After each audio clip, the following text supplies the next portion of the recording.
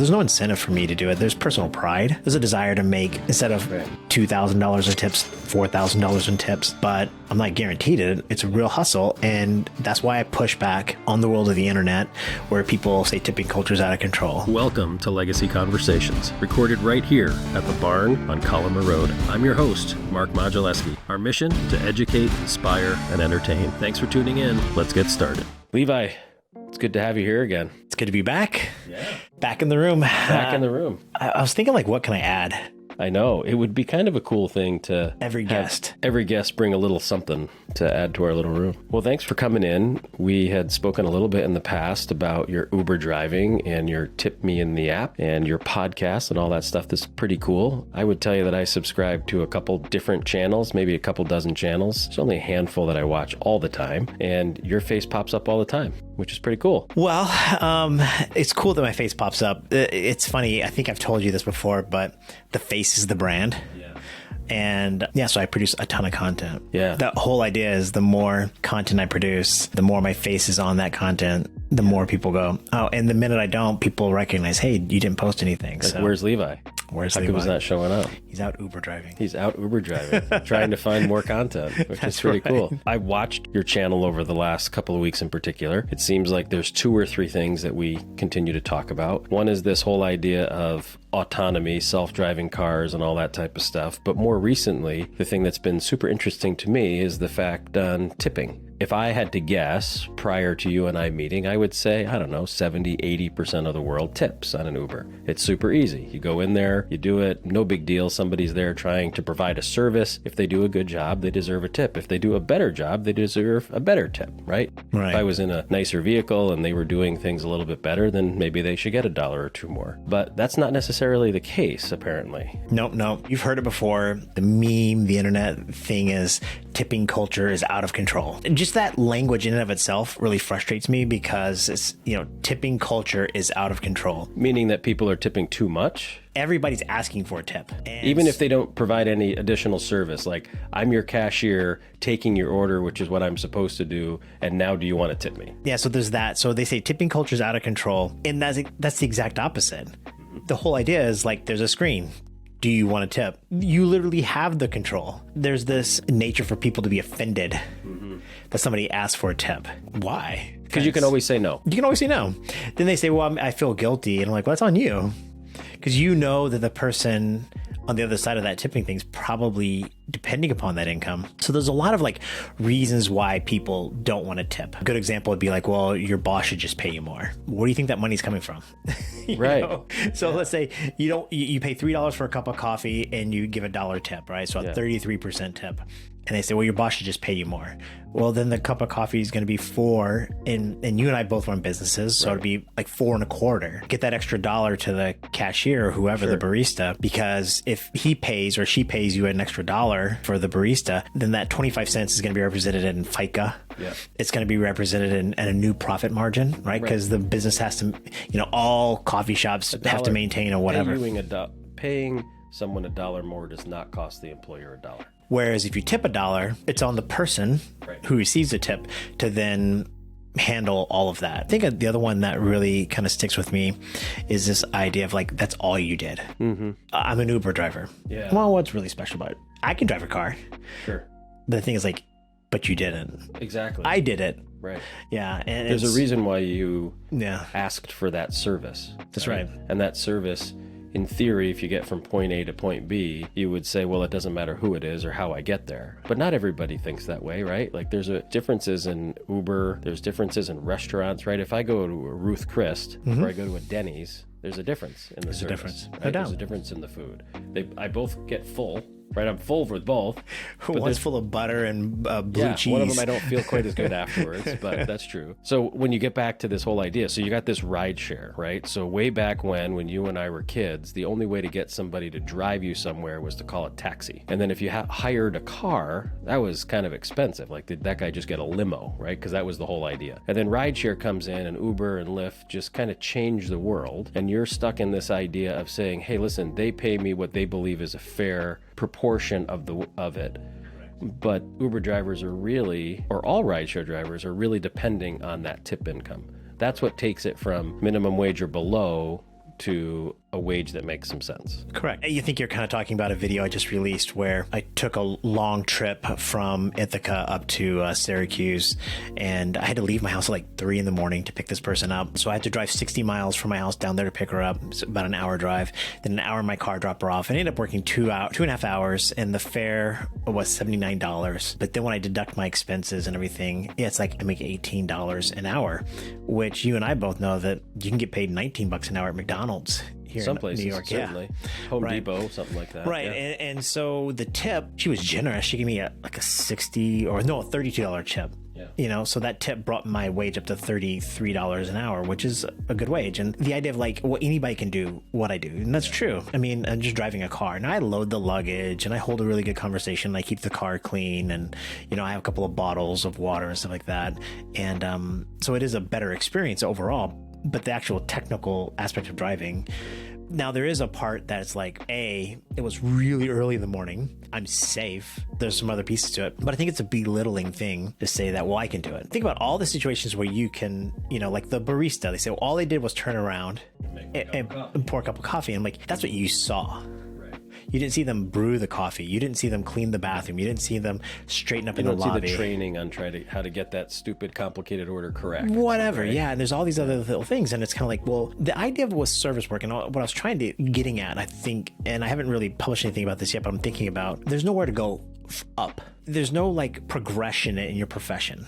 So in my previous life, I was an accountant. Well, you can kind of keep leveling up. Sure. There's no leveling up as a barista. There's no leveling up as a whatever. The tip is a way for you to earn a good wage based on your skills. Well, it's the motivation to do better, right? Like the idea of you getting up to drive rideshare, you can go in and be like, hey, I just need to check the box and get it done. And then you should, in theory, make less than somebody who says, I'm going to have a nice car. I'm going to provide a nice experience. The person's going to be safe. I'm going to be on time. I'm going to engage with them. I'm not going to engage with them, like read the room, what needs to happen type That's thing. a challenge, yeah. Yeah. I mean, what you said is pretty interesting. So I'm a financial planner at heart, right? That's what I do. Yeah. That's kind of who I am. That's how we make our money. That's why we're here. And everybody says, well, I can manage money on my own. I can buy insurance on my own. I can do planning on my own. You can. Go ahead. And you might do great. But there's a reason why you're here, right? You're here because there's expertise, there's convenience, there's a feeling of safe and happy. So the reason why I would choose an Uber driver if I go away, so in a couple of weeks I'm going away and I'll be in Texas, and when I get to the airport, I'm going to tap on the Uber app and I'm going to hire the Uber that gives me the little better one, right? Yeah, the comfort. Go for comfort. The comfort, right? So it's a little nicer so that I know that the car's a little newer, and I'm going to get somebody that's going to then pick me up. They're going to get to where I'm standing, right? They're going to bring me right to the hotel. I don't have to think about it. As soon as I get into the car, I don't think about it. That service I want to pay for. Now, I could rent a car. I can get on a bus. I can get on a shuttle, but I'm willing to pay for that. So if I'm willing to pay for that service, it's not about, well, what did they really do? It's about that they were there. They were providing this service. Across the country, tell me again, on average, how many people tip? And when they do tip, what's the average tip? 39% of my passengers tip me. And I've done just a little over 10,000 rides, and I track all the data meticulously. And so 39% of my passengers have tipped. So 60% of the people get out of the car and just go away. Don't tip. Yeah, I did a long trip today. I took a mother and daughter from Ithaca back up to Syracuse Airport, but they're Chinese. So it's not in their culture. It's not in their culture to tip. Yeah, it's culturally different. And it's like, I'm not going to get a tip. And, that which leads to like things like if I see a name, do I go, do I want to pick this person up? It's so awful, right? It's awful, but it's just true. But it's honest. It's honest, yeah. They were nice. They were fine, but there was nothing that I was going to do to earn a tip. But 60% people don't tip. And I think sometimes I don't think I earn a tip. I try to look at tips as like I did something over and above. Like getting up early and driving down to pick somebody up. Well, yeah, that's part of it. I think more along the lines like waiting. Like if you order an Uber and then the driver shows up and you stay inside for whatever reason. I mean, like if I do a 5-minute trip and I'm going to make $4 on that trip, you make me wait 5 minutes. Instead of making $4 for that 5 minutes, I made $4 for 10 minutes. So it's a super interesting concept. Right. So that would be a perfect opportunity to tip. And people don't think about the fact that the person out there, the more that they do in an hour, the more money they make. That's it. They just say, well, they're on my time, right? They're on my time. But that's not true. So if somebody wants to get out there and hustle and do a good job, if you keep them an extra 3, 4, 5, 6 minutes per ride and you add that up through an 8-hour day. It's horrible. It's several rides that they're that they can't do? It's extremely expensive. So waiting would be one. Taking different routes. There are a lot of backseat drivers. Typically, guys my age and older. Don't go this way. Don't go this way. This is faster. I'm like, whatever. Because I'm only paid to give you a safe ride. From point A to point B, safely. The way the algorithm says drive this route, Levi. I don't owe you air conditioning, and then I do, but I don't. Yeah, sure. I don't owe you radio. I don't know. A conversation or anything. So anytime, like if the passenger has an amazing experience, if they ask for a favor, hey, can you stop here real quick? I want to get some cigarettes. Sure, I'm always yes. Whatever they ask, I always say yes. Which is so interesting. But then they don't tip. I would never even think to ask an Uber driver to do something other than I contracted them to do. And the fact that you're picking people up who are asking you to do that, and then afterwards when the thing comes up on my phone says, do you want to tip him, and he did stop for me or did wait for me, and the answer is no, it's pretty it's interesting. It's just amazing that there's folks who don't see that. And like I say, it's tipping culture across America, and I understand, in Japan they don't tip, and Europe they don't tip or whatever, but here in America that's just part of it is. And so people find reasons to say that they don't want to tip. And at the end of the day, they're not hurting Uber. No. They're just hurting me. Right. And so I wrote today, I gave the 10 reasons why people dislike tipping culture in America and kind of rebutted each one of them. And I'll give you one that really kind of stands out with me the most, because you and I are pretty successful. We have money and stuff like that. I think it's our obligation to tip more. Right? So let's say the button is 10, 20, 30%. We should always be leaning toward 30%. For whatever the service is. And the reason why is, A, we can afford it, and it's really no big deal. Assuming they did a good job, right? Yeah. Don't tip for bad service, okay? I'm not saying if it's bad, you should tip, but assuming they did the good job. And the reason why is because we now facilitate the opportunity for somebody who has less money to go into that same facility or order that same service. They can't give 30, but they can give 10. So people are like, well, it's offensive when somebody, gets a 50% request for a tip. Well, maybe it's offensive for you because you don't have the money to do that. But if you have the means, it's different. Almost like a wealth distribution generosity thing. No doubt. No doubt. So every now and then, which is a funny way to say that, I order Uber Eats, right? I love it, yeah. You and I have talked about it, totally different. Maybe even the type of person who drives for Uber Eats is different than the professional quote unquote Uber driver, right? Correct. And I had an individual today who came and delivered what I had this morning, and his car was old, his clothes were dirty, and he spoke to me and I could barely understand him. The other day, I had someone else that came in, and the lady was extraordinarily engaging. How are you doing? Good morning. How are you? Ultimately, when I go in, I always make the decision that it comes in, there's like a minimum tip, or I choose the 21% because that's the thing that pops up as good. So you press it. When it's all said and done, it's, I don't know, $3 to $5. It's not going to change my life. I don't know if it's going to change their lives, but it does. It makes a big difference, right? It's huge. If they're getting, if it's a $11 fee, they're making $4 and they have to drive from, they got to drive 9 miles to deliver this off. At 30 cents a mile is a cost. Sure. There's something to it. Yeah. One of the things I wanted to get into was, think about this tipping culture. In certain things, you and I have grown up that we assume that when we're done with the service, we're going to tip them. So if we go out to dinner, if your wife and my wife go out to dinner, and we both live in Casanova, New York, right? This nice little town, and we go to the Brewster and we have dinner and we overlook the lake. And when we're done, they give us the bill, and there's an assumption that we're going to tip. And no one even thinks about it. They just say, well, of course you're going to tip because the minimum wage for servers is less. It's just like built into the culture. $5 an hour or whatever. Whatever the number is. So you go in there and everybody kind of assumes it's 20%, right? They take the bill and they move the decimal point, multiply it by 10, however you learned how to do it. Now, if I go into a coffee shop and I order my own coffee, right, they ask me if I want to tip, and I struggle with it sometimes. I often do because it's like, well, I guess so. I feel guilty not doing it. Sure. But it does make me think. If I get into an Uber, because Uber started when you and I were adults, right? Like we didn't have it when we were kids. Uber, when it first started, there was no tipping. There was no tipping. I didn't know. That's right. Yeah, there was no tipping. So now they do it. It'd be interesting to talk to your children or my children and say, hey, what do you think about tipping? They tip when they go to a diner. They do, because it's part of their culture. Are we raising a generation of folks that will tip service workers outside of the traditional service worker? The barista one sticks with me a lot. So, we've got...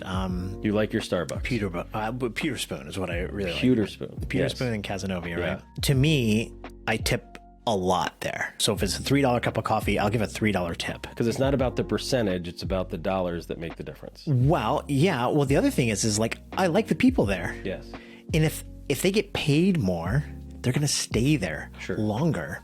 I like to go into that place and see the same faces, you know, cheers, Norm, right? Yeah. You kind of want to go in and it's a familiar face. Logically speaking, the coffee shop can only pay them so much. They can't charge $6 for a cup of coffee. $3 is basically what the real price is for the cup of coffee. So the economics of anything, right? You can charge more and you'll sell less. And if you charge too little, you'll charge a bunch, but you got to figure out where in between there. And in theory, free market tells you where it should. And the tip, it gives it that push to kind big push to help Remy, like the Peter Spoon. He makes more money because a few people, I don't know who does or whatever, pay him enough. So let's say he makes $500 a week, and then the tips make it another $500. So now he's making close to $50,000 a year. Right. He's going to stay there forever because he's getting great tips. At least it gives him the opportunity. It gives him an opportunity to live a reasonable lifestyle. Correct. Whereas if he only makes the $25,000, because that's what economics of the coffee shop can offer. He's getting a second job or he's doing something else. Or he's going to leave. And so they're rotating through things. So it's a really fascinating thing. I do get offended and it hurts my feelings, which is, you know, when people don't tip. If I didn't earn it, I didn't earn it. But, you know, if I go out of my way, they ask me like, where's the best restaurant? And, you know, I do an amazing service. It's kind of like, you could have just gave me $1. Yeah.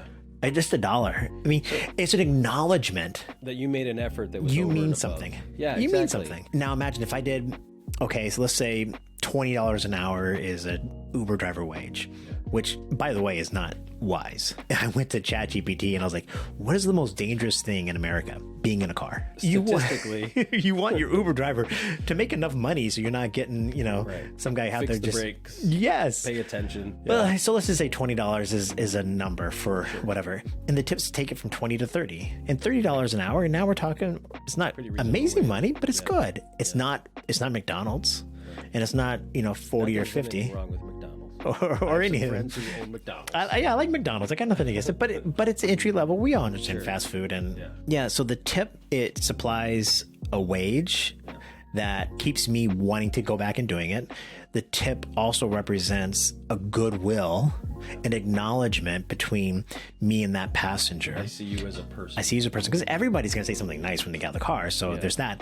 But it's nice when you're driving away and then boop, this little pop-up, you got a $2 tip or a $5 tip or whatever. And you're like, okay, that was great. And what happens, because not everybody tips, we drivers start trying to decide which trips are we going to take and stuff like that. So help me understand that, just so we all understand. So there's a thing comes in, a bubble pops up, and it's a ride that gets offered to you. Correct. And then you don't have a lot of information about it. Just a couple, like how far away it is, how far we're going, a couple of addresses, but the addresses don't mean anything to me because I'm not like the London taxi drivers that know everything. Exactly. Yeah. So, but it comes in, and then you have the ability to accept or decline. Do you see that I'm a 5-star rated Uber passenger? Yeah, I do. So I definitely do that. So your rating is the first signal that sends to me. So if you're 5-star, I'm like, okay, they're probably a pretty good person. If you're like a 4.8, I'm like, well, what's going on?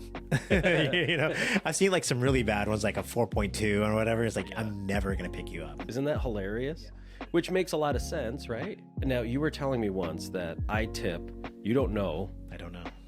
Right when I slam the door and I walk away, you have no idea that I tipped you. It comes in later. 10 minutes later, yeah. Okay, so 10 minutes later it comes in. When do you get to rate me? I have to rate you immediately. I cannot do anything in that app. I can't go to the next ride. It'll be like, as soon as I say ride's over, it pulls up, I have to rate you. I can't go to the next ride. I can't do anything. So you're rating me before you even know whether I tipped you. That's right. And that's so horrible. Because I should be able to rate you based on the tip.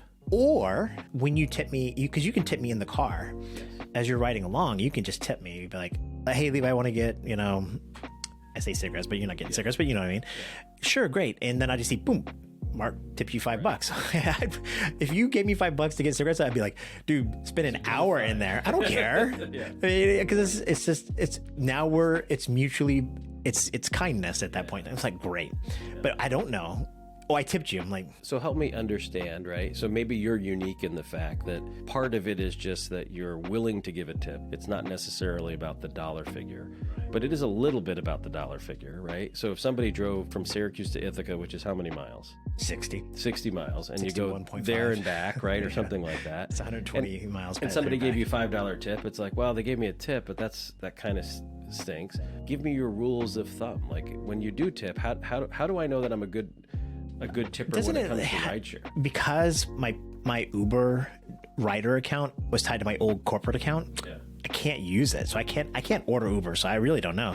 But I'm pretty sure what it says is, so I have to order Lyfts is what it is. But it's like you get 3 choices. If you go back in the system, it like tip 10%, 15%, 20%, or whatever. Or if the ride's short, it's like 135. And I think any tip is better than no tip. The long trips. Yeah. So I did a ride to Buffalo.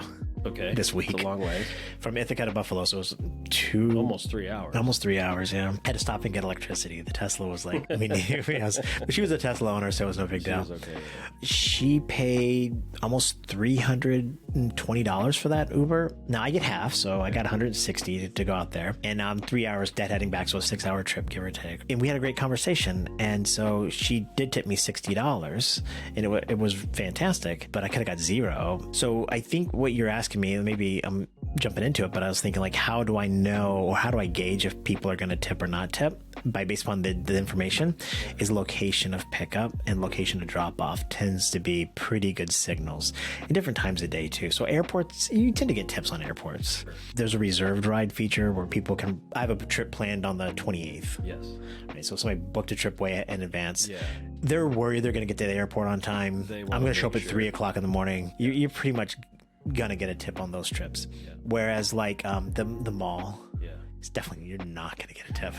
You pick up somebody at the mall, you're just not gonna get a tip. Where's another non-tipping place? I'm having a brain freeze now, but there's just like, you get a sense of the rating, the location, and stuff like that. And truth be told, I pick up just about everybody. I have a 74% acceptance rate, something like that. So I take most of the rides, and I don't reject them on a lot of things. I'll reject them on a rating sometimes. I reject the rides based on not whether they're going to tip or not, but it's more like they're taking me out of the zone that I want to be in and stuff like that. So the tip isn't too much of it. But if I had, if all things are equal, and it came down to, am I going to get a tip or not going to get a tip? If I think I'm not going to get a tip, I won't take the trip. Well, it makes sense. It's a business decision at that point. That's right. It's just a business decision. It's just an odds thing. Exactly. It's just one of those things where... And I think last time we talked about this, but 1/3 of the people are just going to tip. Regardless of the service. It doesn't matter. So I fall into that category. Anything. You can do anything you want. I may tip more if it's better, but I'm going to tip the Uber driver. Correct. I'm just going to tip. And that's not really a good thing to do because we don't want to fund bad service, but there's the side that they're on the hustle and stuff like that. And so I understand. They're trying. Back to the earlier point is I recognize that you're a person working, trying to. Yeah, of course. And then there's the 1/3 of the people that will never tip because they're standing on some sort of moral principle that's just really offensive and it's negative and stuff like that. Separate from cultural. What's really bad about it is when people of means. So I don't know if you saw 6 months ago, I got in this really big LinkedIn fight with the CEO. The CEO was like, tipping culture's out of control. I'm like, who the hell are you? I mean, like, just like, do you not notice how you come off talking like this? It was just horrible. I understand why they think that way, but they just forget who they're hurting, right? And then there's the 1/3 in the middle that I think are trying to tip based upon something, or they forget or whatever. They got the tip calculator, whatever. That's fine. The reason why I tend to get more tips because most Uber drivers get about 25% tips. I do get more because I think about it a little bit more. Sure. I'm very tip oriented and stuff like that. But as I prompt the passenger during the trip to go back into the app. Yeah. And the way I do that is by asking for a review. So I provide an amazing service. I think I'm stellar as an Uber driver. It sounds arrogant, but I do. But I do a really I'm very purposeful. I'm very attentive. I'm trying to provide the best level of service I possibly can. From that, as the ride's kind of coming near the end, about 2 to 5 minutes out, depending on how far the trip is, I'll say something like, if you get a chance, go back into the app right now and leave me a review. Those are very helpful. That prompts them to go back into the app. The first thing they're going to see is a review and a tip. We've worked in the world of sales. Yeah. Right. And I'm not afraid to ask for a tip too. If I've done the work, if I've gone over and above, they've asked for some sort of extraordinary service, like, hey, pull over, get cigarettes, whatever. Like, don't forget to tip. Yeah. Doesn't mean they will. No. It's so funny because there's a lot of Uber drivers tell me like that's like begging. Like, that's the game. So like in my I want to make money. I'm not here for. Yeah. I'll never see that person again. I don't care what they think of me. In my world, when I first started, the idea was, hey, Mark, you have to ask for a referral. So after I meet with somebody, they'd say, well, you should ask for a referral to someone else. And I was super uncomfortable doing that. And now it's kind of changed, but there is something in that whole sales piece that just says, well, you never know unless you ask, right? So if somebody doesn't give it to you and you didn't ask, maybe probably the issue was yours, right? Because if you do ask and they say no, then you have the right to feel bad, or what did I do wrong? But if you don't ask and they don't, maybe they don't know. Like you said, sometimes it pops up after. You know, I'm in line trying to check into a hotel and it pops up and then I close the app and I forget about it. If it doesn't prompt me again, then I'm not gonna do it. It's such a funny thing. And like, again, 4 years ago, I was sitting at a desk, kind of doing what you do, just in a different world, but saying, that same thing. And so to go from that life of the tip giver to the Uber rider, whatever, to now the service provider, the Uber driver, it could be humbling. So interesting to see the perspective, right? So different. And so at the end of the day, the tip just makes you feel like you're human. Now, you asked me how much did I make? I make $1.48 on average per ride on tips. So when I get a trip and it says it's a $5 trip, I immediately think to myself, well, it's actually $5.50. Now, I don't get a tip on every trip, but the law, That's what not the law of averages out or whatever. On an annual basis, if we just focus on your Uber driving, what percentage comes from tips versus what percentage comes from Uber? 13 point something. I made tips. I made a little over $4,000 in tips last year. That's it.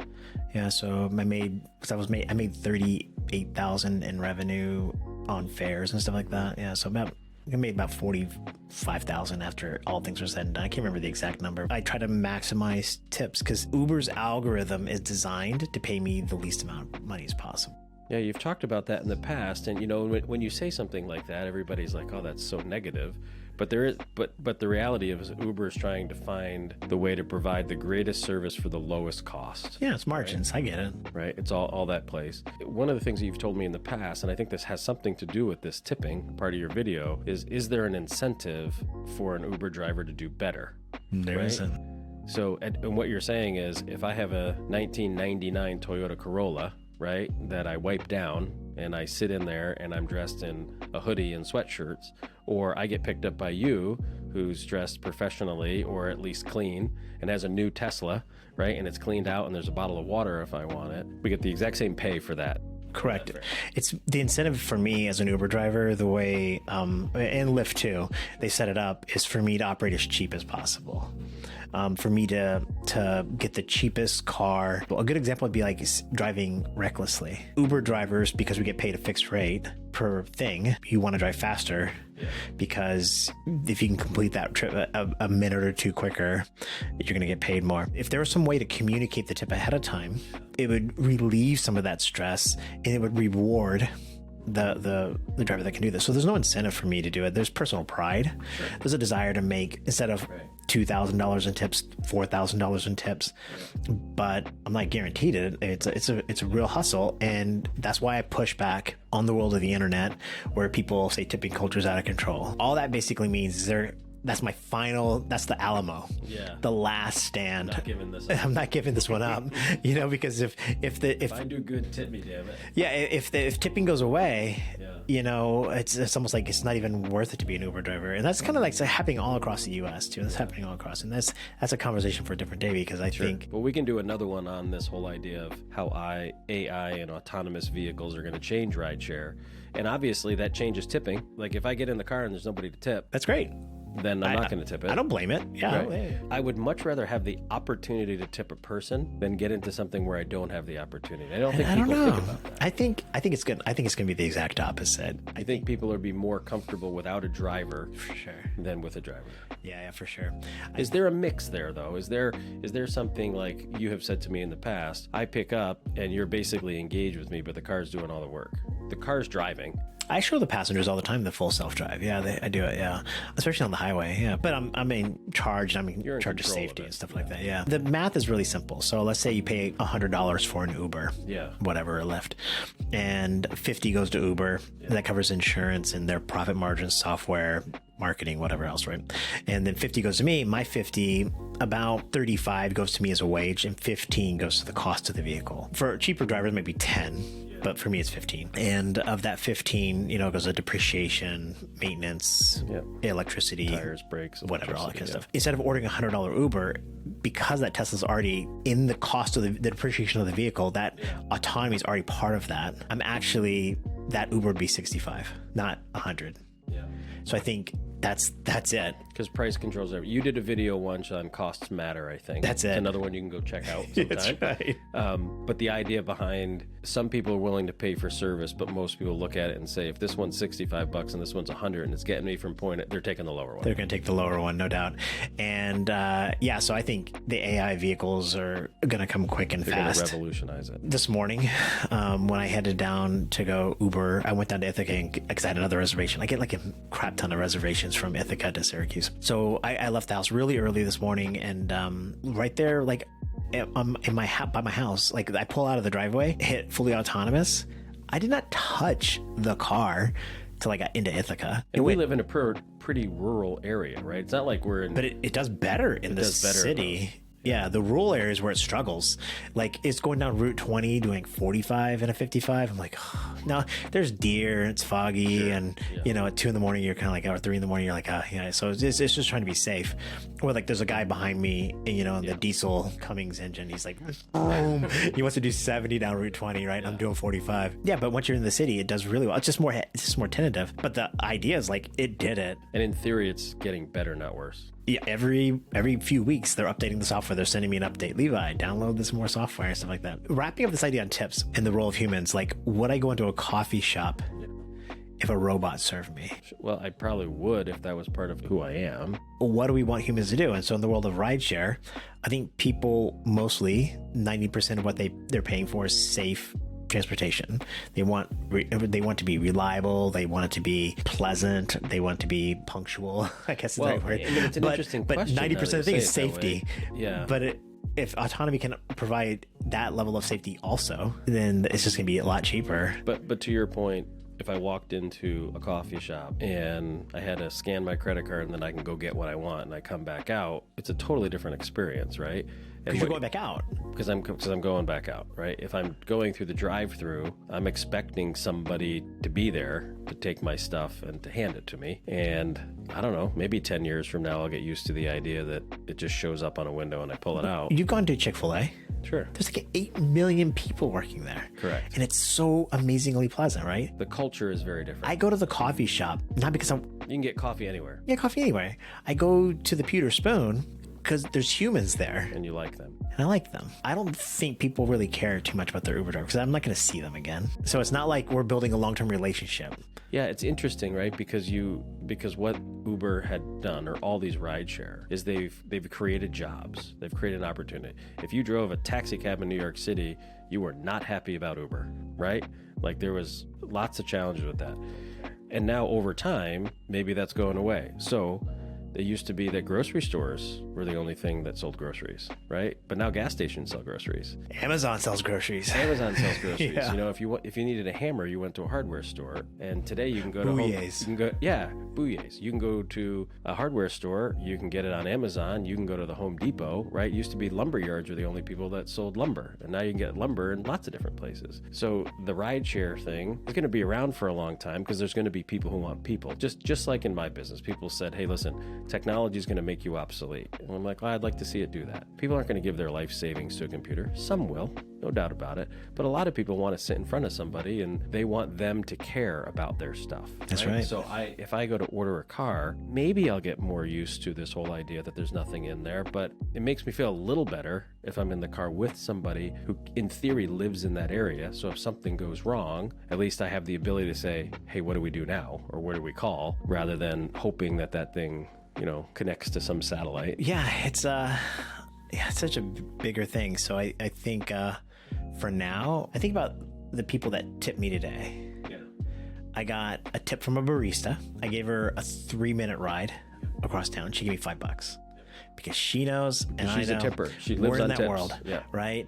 I took, like I say, a fairly, an affluent family from China. Nice. They were really nice. They just not Just not who they are. Yep. And yeah, not who they are. Who else? I did about 10 rides this morning, and I think I only got 3 tips this morning. Yeah, so the math, it always adds out to about the same, right? It adds out to about the same.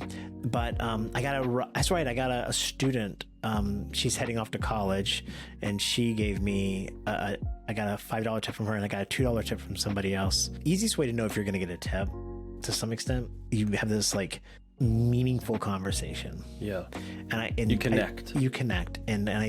And it doesn't have to be like, no, they do cry, and people, it's an amazing experience driving people around all night. They see you as a human, and they tip. If autonomous cars are going to come, I know that my days are numbered as a rideshare driver. I'm not worried about that. But the tip is the humanity of it all. Otherwise, I'm just a guy. I'll leave you with this final thought is I kind of look at two types of riders. Now, it's not fair to judge people this way, but there's people that look at... But I'm going to. Because you're going to put people in 2 general categories. 2 general categories, yeah, because there's one that people look at the Uber as a transaction, and I get that. I need to get from the airport to the hotel. I need to take a couple of business calls, and I may or may not acknowledge you as a driver at all. Yeah. I'm going to get in the car. Yeah. And they're going to get on the call. That's clearly, they're not going to tip, right? The minute those are the people that don't tip, right? Because they don't see you. Whereas the person that, like the artist, and I think about, like a student at Ithaca College or Syracuse University or whatever, that the artist, to them, it's a journey. And, why are you an Uber driver? Yeah. What else do you do? And, this is a Tesla? Tell me more about it. And to them, it's a journey. It's an experience. It's not a transaction. And we're together for whether it be 5 minutes or 1 hour or whatever in that vehicle together. And we make a quick human connection. And it's a 90% sure you're going to get a tip at that point in time. Now, of course, like I say, it's not fair because obviously there are business travelers that tip really well. And, sure. Yeah. But the math pans out. Most Uber drivers about 1 in 4 tip, and because I emphasize tip, my whole brand is tip you in the app. You're working on it. Yeah. Well, tell us again real quick. Tell us. Okay, so where can we find you? What do you have? Where is that stuff? Tip you in the app. It's YouTube is where I spend most of my time, but the idea is the passenger will say something like, "Hey, can I get some cigarettes?" Yeah, sure. I'll tip you in the app. That means you're not getting a tip. The minute that somebody tells you they're going to tip you, that means you're not getting a tip. And they'll be like, they're like, as they're closing the door, I'll tip you in the app. And so it was a quick, easy name for that. And so tip you in the app.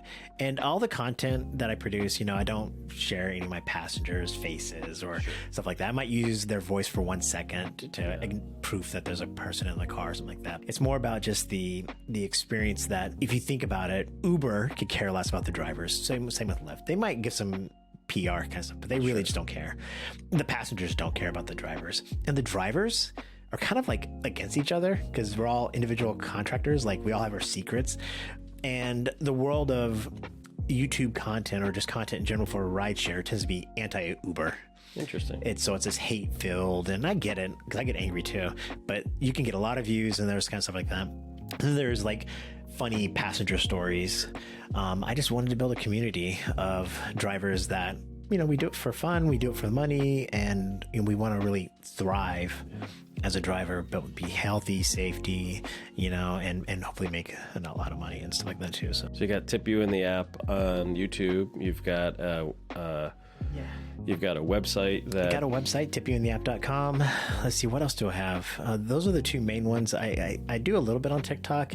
Honestly, ever since they said they're going to shut it down, the government, I just never really pushed away from it. Actually, I took it off my phone and just stopped thinking about it. And I miss it because I really like it.